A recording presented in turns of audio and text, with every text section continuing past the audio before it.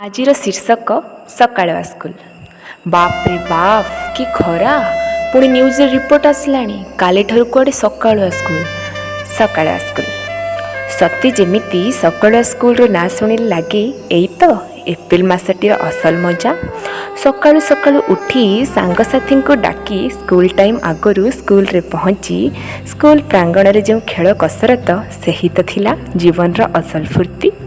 ପୁଣି 10ଟାରୁ 4ଟା ଯାଏଁ ସ୍କୁଲରେ ରହିବାକୁ ବାଦ୍ ଦେଇ 7ଟାରୁ 11ଟା ଯାଏଁ ସ୍କୁଲରେ ରହିବା, ଆଉ ଘରେ ଯାଇ କେଉଁ ଆମ୍ବ ତୋଟାରେ କ୍ରିକେଟ ଖେଳ ଆଉ କେଉଁ ଗଛ ଛାଇ ତଳେ କୁଣ୍ଡିପୁଚି ଖେଳିବା ସେହି ତ ଥିଲା ଜୀବନର ଅସଲ ଶାନ୍ତି। ଏପ୍ରିଲ ମାସରେ କୁଆଡ଼େ ନୂଆ ଶିକ୍ଷାବର୍ଷ ଆରମ୍ଭ।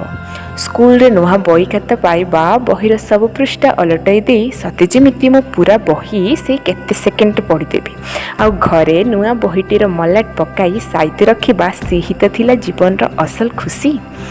ସକାଳୁ ସ୍କୁଲ ଯେହେତୁ ଶୀଘ୍ର ଘରେ ଯାଇ ପେଟେ ପଖାଳ ଖାଇ ପୁଣି ସନ୍ଧ୍ୟାବେଳେ ଆଇସ୍କ୍ରିମ୍ ଆମ୍ବ ଛେଚା ଖାଇ ବାର କରେଣ୍ଟ କାର୍ଡକୁ ଲକ୍ଷ୍ୟରେ ରଖି ଲଣ୍ଠନ ଡିବି ଚାର୍ଜିଂ ଲାଇଟ୍ ସଜାଇ ରଖିବା ସେହି ତ ଥିଲା ଜୀବନର ଅସଲ ସମୟ ସାରଣୀ।